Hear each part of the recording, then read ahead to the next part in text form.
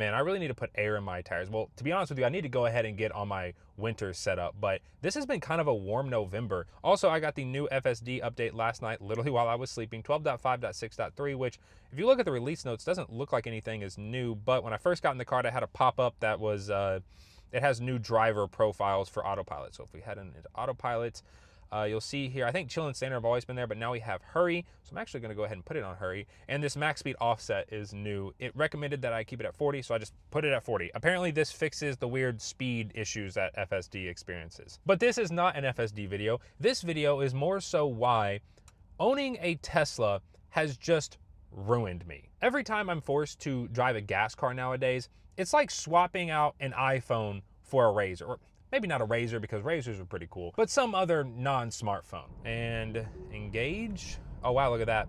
Roll up or down to adjust max speed. Press left or right to adjust driving profile. Oh, okay. I think you've always been able to do that. But the max speed is a little bit different because, well, oh, okay. Oh my God, it had it set at 78 miles an hour. I mean, it does have a 40% offset, so it's not really too surprising. First up is gonna be the Tesla app. Being able to see the car's status, like charge level, if it's locked, windows up, tire pressure, along with being able to remotely control the HVAC system so you can precondition the car before you even get in it, turn on your heated seats, or if you're in like a Tesla that has ventilated seats. You can also adjust your charge level along with like pre-routing trips. If you go into the location, put in where you want to go, you can adjust like your starting percentage in case you're going to charge up to 100% to leave for like a road trip. It's going to tell you how many times you need to stop and charge, for how long you need to charge, where you need to charge, all right there within the app. You can also send stuff to the car via the app. So for example, if you have somewhere you want to go, you can share the location to the car and you just hit Tesla app and then it populates right on your center screen. You can also share YouTube videos. You just send it to the car and it'll start playing. This is really good if you're not signed in on the car. And then Summon. I mean, who can forget about, assuming you have full self-driving? You all know my opinion on full self-driving. If they just made it a permanent transfer, I would give them $8,000, and I cannot believe I'm saying that. But Summon's been really good for me. Auto Park's been really good for me. FSD as a whole has been really good for me. All right, let's see what it does here. It needs to, this semi did not get over. Okay, nice, it's keeping its speed. Okay, behind it, okay. Immediately changing lanes over, that's also really nice. But yeah, it's just being able to control and do so much right from the app is so convenient. It's one of those things where you can't really describe it until you've used it and had it for a while, that going back to a gas car, which I know some gas cars, they have mobile apps, but they're just not good.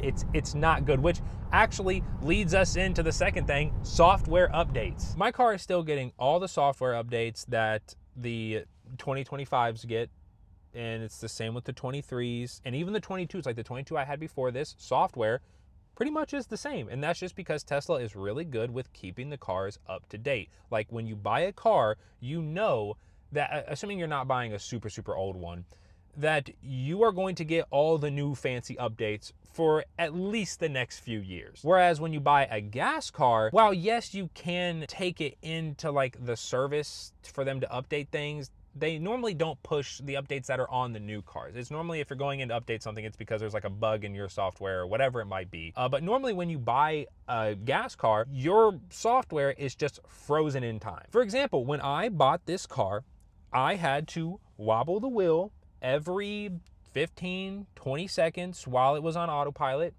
And one day I just woke up and now it's hands-free. I think you literally just have to start moving a little bit. Oh, there was a Cybertruck right there. You do not see Cybertrucks often in my town. In fact, I've only ever seen one Cybertruck here.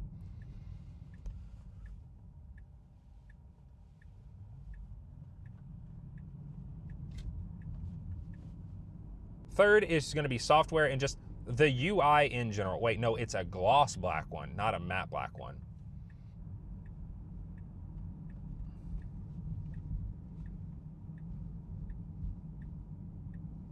That was really good. Now, this may be a hot take, but I feel like it's more of a lukewarm take.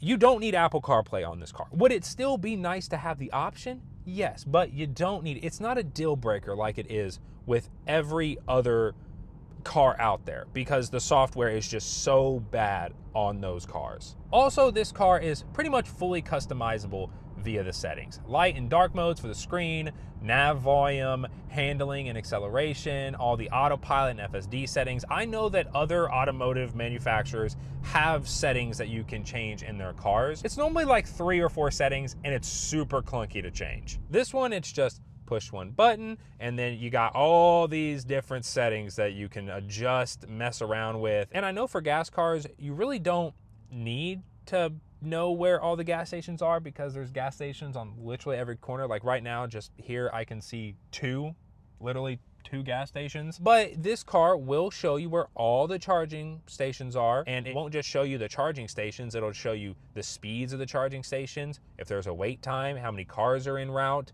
amenities nearby, pictures. All right, can I take it out of hurry so it stops changing lanes? All right, now we're just in standard. Let's see what it does now. There's also a rear screen if you're in a new 3 or a new Y, presumably when that comes out, or a refreshed S and X, that you can have people connect headphones to and listen to their own thing, watch their own thing back there, so it's not piping through the entire audio system in the car, so you don't gotta hear it if you don't want to. As someone that's been driving a Tesla for like over 3 years now, this is all, it's all so normal for me. And whenever I go back to another car, it feels so just stupid. It feels so dumb. Another thing are physical buttons. I see some people complain that there are not enough physical buttons, and I would honestly disagree.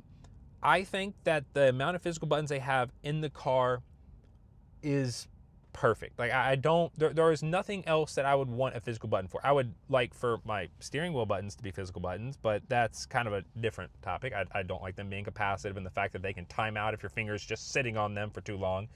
But besides that, I don't want an HVAC button. The HVAC control is literally one button press away. I'm never coming in here and changing my HVAC, like where the air is blowing. I don't do that. There's nothing else in here that's not just one tap away, right? Like me being able to do this, and then, you know, like the volume over here with the with the wheel. Like everything I need is one press away, just like it would be with a physical button.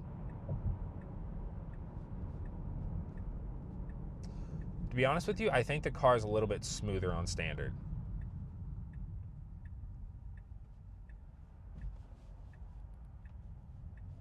This Honda just came to a full-on stop for that turn.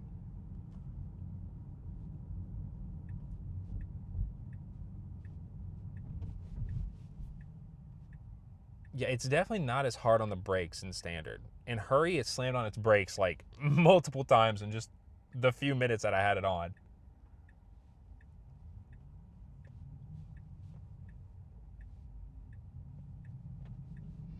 I don't think that truck had the, I don't think it was their turn. I think it was technically the car's turn, so it did good pulling out right then.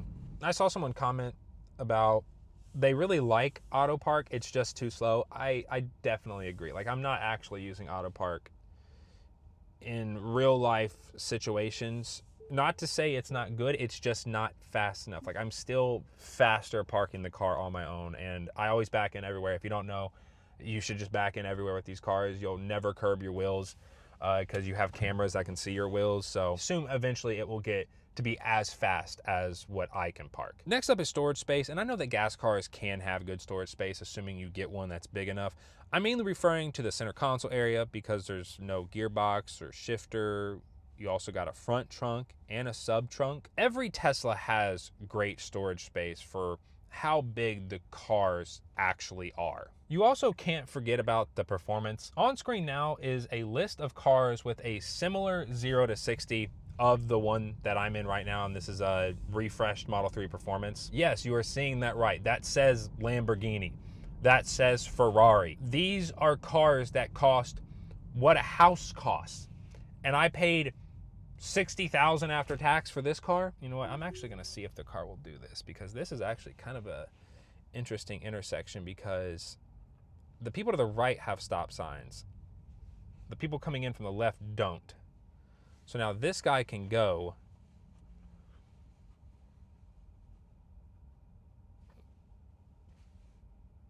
Yeah, so I'm going to wave him on out.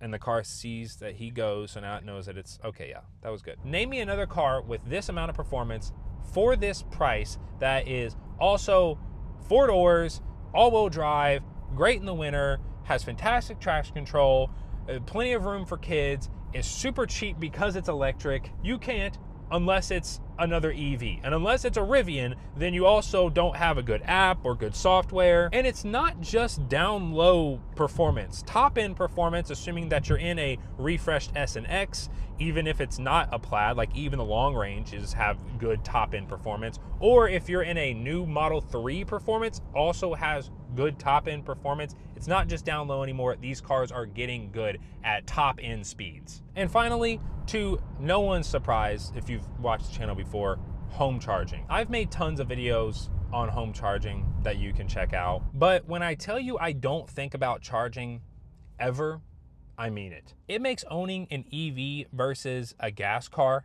10 times more convenient, as you have a literal gas station, well, not literally, but you know what I'm talking about, in your house, and you wake up every day with a full tank, which in my opinion completely negates the whole argument of, well, these cars in the real world only do like 200 to 250 miles on a single charge. Like that doesn't matter when you're waking up every day with that amount. It's not like a gas car where you have to like stretch until you go to the gas station again. You wake up, like you probably wouldn't care if your gas car got 200, 250 miles if every day you woke up with a full tank, because most people are not driving that amount in a day. I don't know, it's just the idea of stopping at a public place to put flammable liquid in your vehicle that costs 5 times as much. It's just so alien to me. It's ruined me knowing that I never have to think about how I make my car go, if that makes sense. Like once you get the home charging situated, you just plug in. It's like plugging in your phone at night. You don't really think about it. You just do it. It lasts you all day. You don't. It really has ruined me. Do you all think I should get rid of this battery? It's like super puffy. Like I can. You all see that? I've never had this happen. Okay, well I'm gonna put it right here and let it cool off. Hopefully it doesn't explode on me. That'd be interesting for the video, but not for me.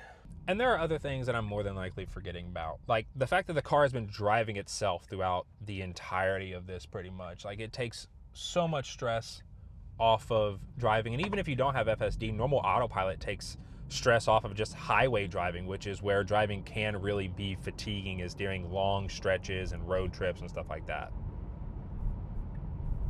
Oh, that was really good right there.